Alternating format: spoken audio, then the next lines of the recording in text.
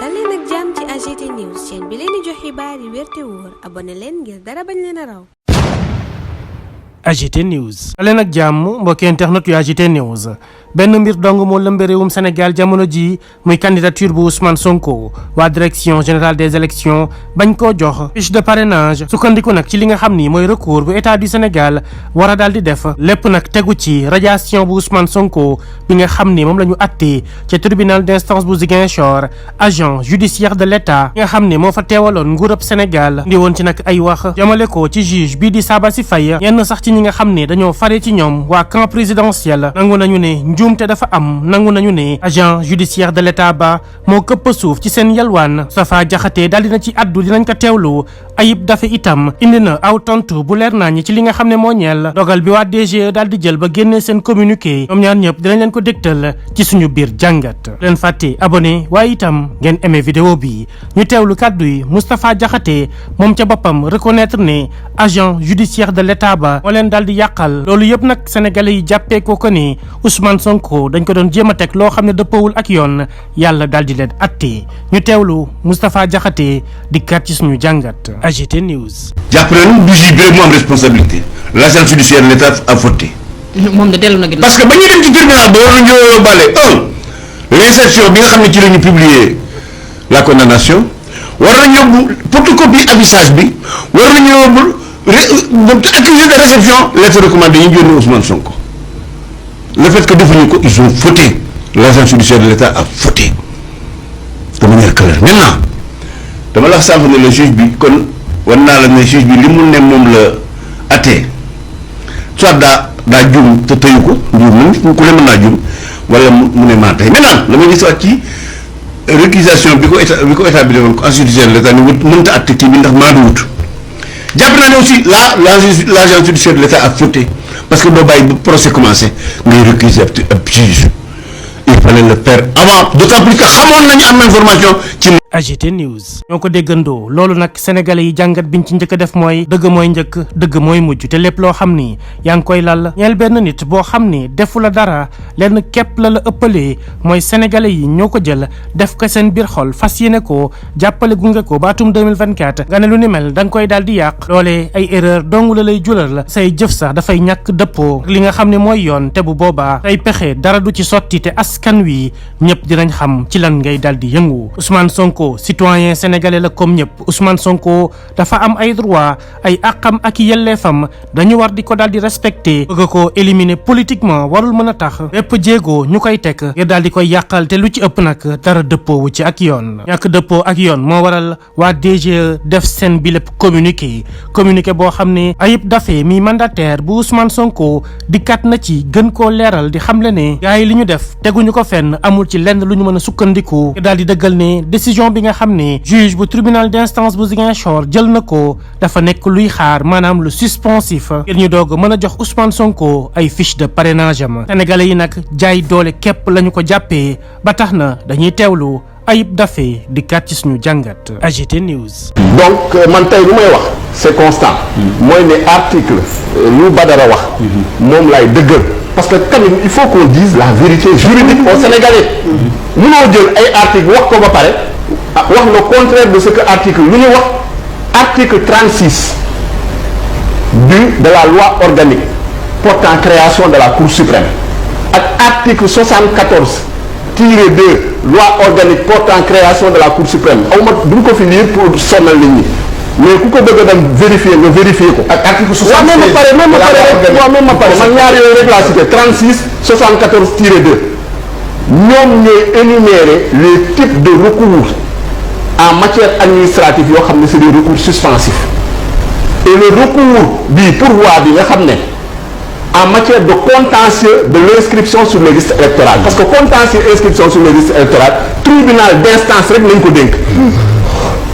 moom su statué en premier et dernier ressort pare appel amu ci normalement en principe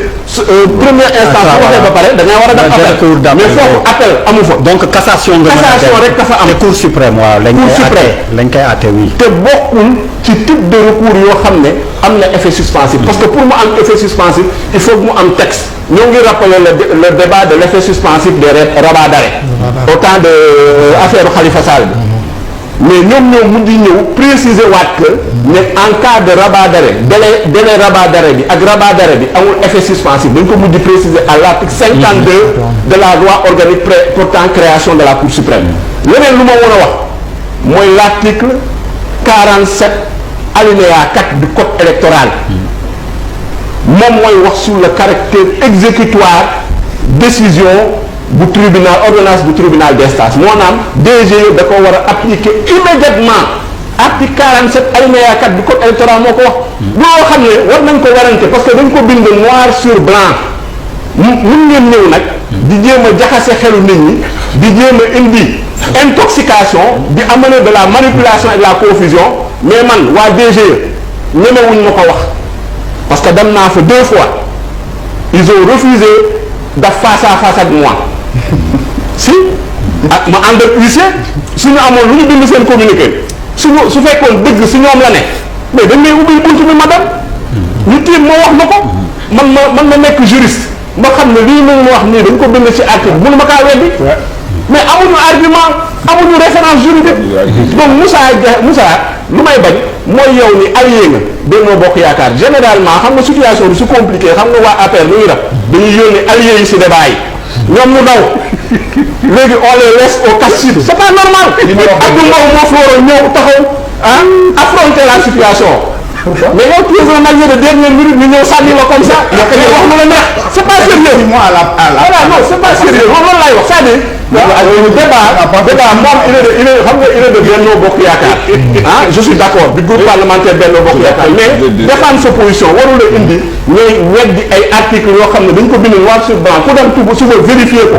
parce que lu ngay wax ni c'est dangereux pour les étudiants en droit la loi yaa ngi leen di indil confusion loolu baaxul je vous rappelle que vous êtes des amis. AGT News. Youssou Ndour mi àndoon ak le président Macky Sall tey jile mu génn ci coalition Benno Bokk Yaakaar dafa am ay kaddu yu mu woyoon mu ne jaay doole baaxul ak ci lu mu mën ci doon waaye nag lañ ko ciy dollil mooy jaay doole baaxul surtout mu fekk ne yoon àndul ak yow te itam la ngay jëflante ak sa askan ña ngi cee jëlee ay naqar yu dul jeex jaay doole bi ñuy def Ousmane Sonko sénégalais yi dinañ leen ko fay ba mu mat sëkk ba wis leen bésub 25 février 2024 tax nag askanu Sénégal ñëpp a teewlu ñu ko bundu xataalee ba jël ay àqam ak yelleefam dëggate ko salfaañe ko amul benn respect boo xam ni jox nañu ko Ousmane Sonko lu ni mel nag mënul wëy ci réewum Sénégal loolee moo tax communauté internationale bi saa su ne ñu leen di interpeller waaye dafa am ñeneen ñoo xam ne tey jile war nañu ànd booloo takkatoo muy ñi faree ñëpp ci opposition bi te ñu xam ni li dal Ousmane Sonko ëllëg mën na leen a dal te bu boobaa bu ñuy doog a dajaloo dina nekk lu trop tard fekk le coup est déjà parti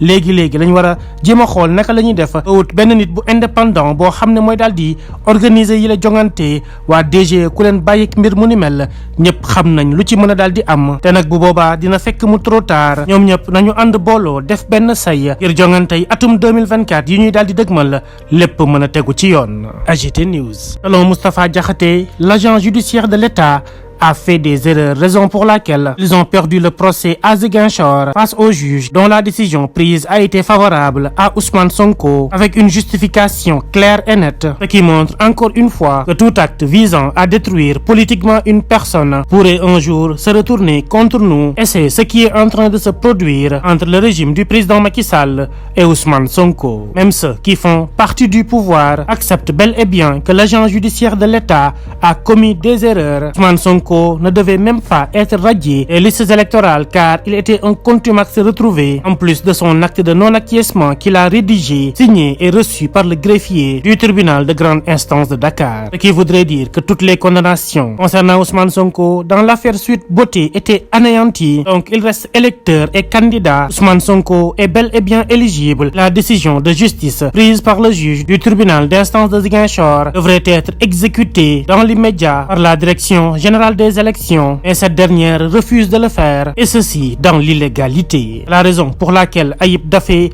a apporté ses éclaircissements disant dans le communiqué de la DGE il n'y a aucune référence juridique. C'est la raison pour laquelle il considère que ce sont les droits de Ousmane Sonko qu'on n'a pas respectés et ceci ne date pas d'aujourd'hui. La DGE n'a pas les prérogatives d'éliminer un candidat. Elle devait réintégrer Ousmane Sonko et lui donner ses fiches de parrainage en attendant que la justice, avec le pourvoi en cassation, prononce une décision définitive pour permettre à Ousmane Sonko de démarrer sa campagne de parrainage et laisser le soin au Conseil constitutionnel de dire qui sera candidat ou non, raison pour laquelle de nombreux Sénégalais estiment qu'il y a encore violation des droits de Ousmane Sonko. AGT News.